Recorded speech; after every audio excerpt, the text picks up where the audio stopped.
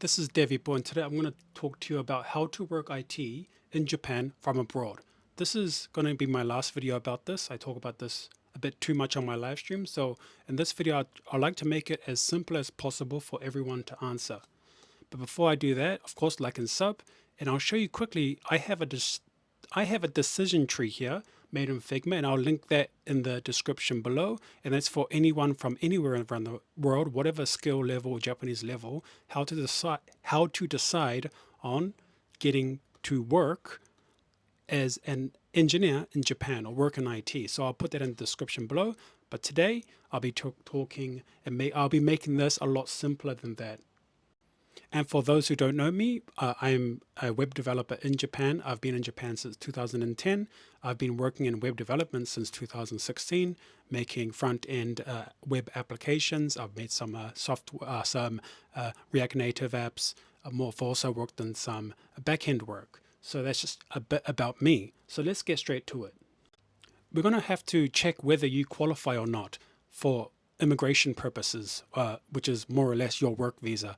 Even if you get sponsored by a company, you may not be able to get the actual visa because you need one of these four. There are some other requirements, but I'm going to keep this simple for most people.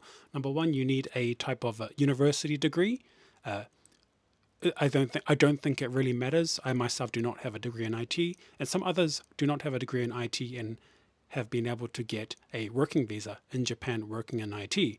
Number two is the ITPEC certificate. Some of you guys might be from Southeast Asia. That's where the tests are mostly held. If you have that certificate, you're able to use that work sponsor to get a working visa.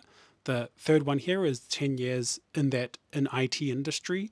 And if you have 10 years in the industry, you don't have to have a degree or ITPEC certificate. But the ITPEC certificate is probably an easier route for most people. And the fourth one here is a Japanese spouse. Of course, if you have a spouse, a Japanese wife or husband, you can come here on a spouse visa, and that enables you to work legally. So those are the four main qualifying, for most people, main qualifying factors. So let's say you have a degree and you're a junior engineer. The skill level is quite important. So if you're a junior engineer, I say good luck. It's quite difficult. I only know a few people in my Discord community or my development community who have graduated overseas and work directly in Japanese companies. But some of these guys I know are quite smart and they use services like Wantedly. And this guy, for example, I'll give you one case. A guy I know, he applied for hundreds of jobs. He has, I think, N1 Japanese, and he graduated from a decent university. So that case is probably not so common. So we'll talk about language in the next section, but skill level wise, junior dev, good luck.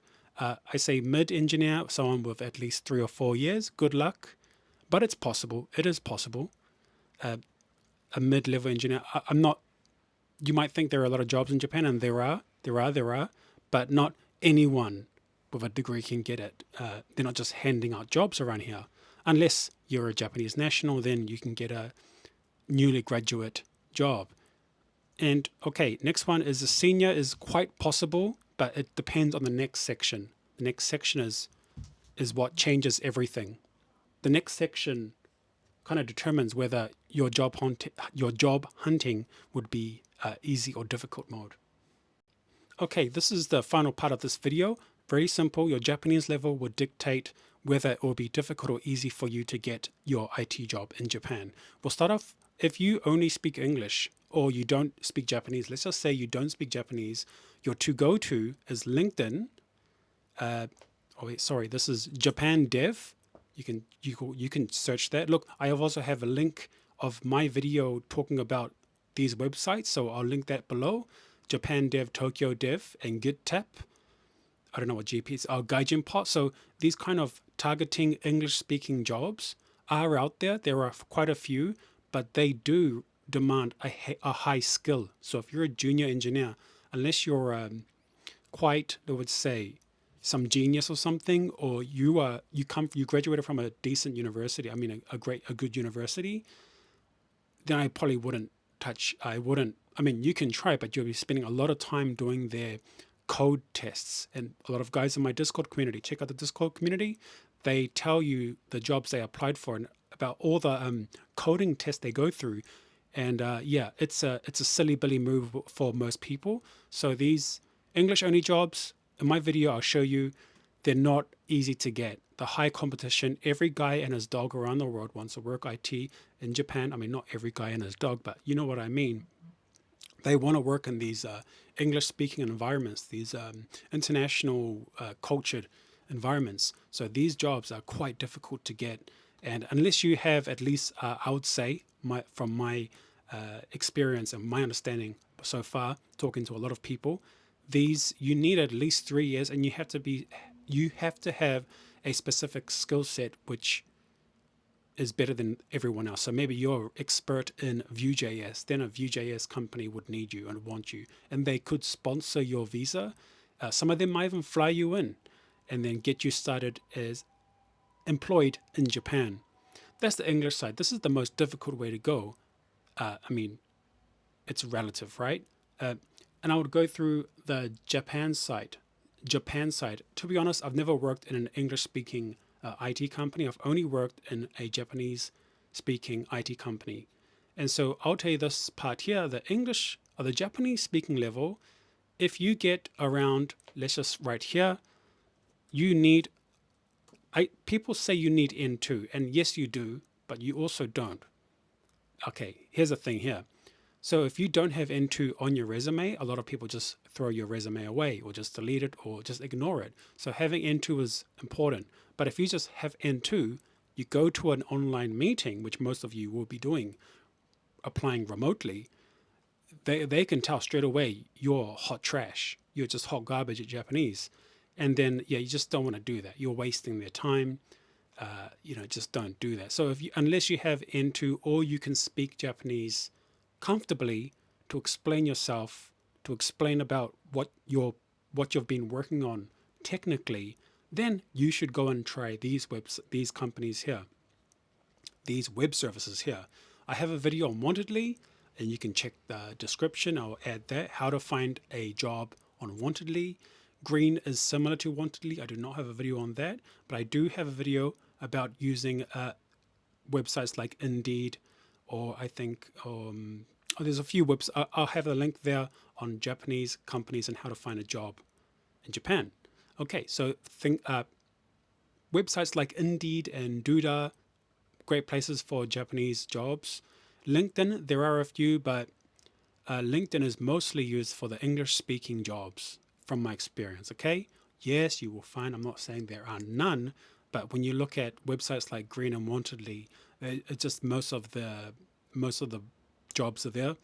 The last one here for people who can speak a bit of Japanese, or at least enough, is to directly email companies. And you can find these Japanese companies have like a email section.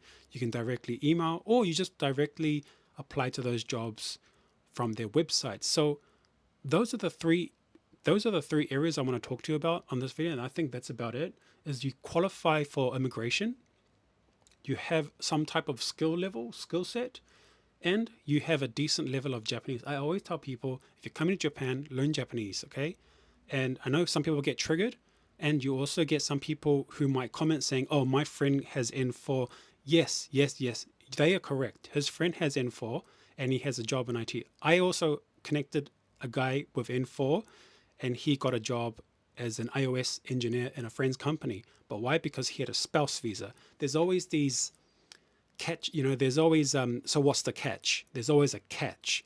And another catch, which is a real one, is after the post-COVID times, these English-only speaking companies were hiring like crazy. You might see these Tokyo Woven companies or Toyota Woven or something. Great companies. They were just printing jobs and printing out money. And so if a guy says, I got a great job 2021, 2022, yes, he did. Whether they can keep those jobs, it's another story. So just be wary of that. And I think that's all I want to talk about. A real simple video about working IT, getting a job in IT from abroad. And that's me, Devipo. Check out my Discord. server. We all talk about this stuff there. Check out my LinkedIn, connect with me, like and subscribe, and I'll see you in the next one.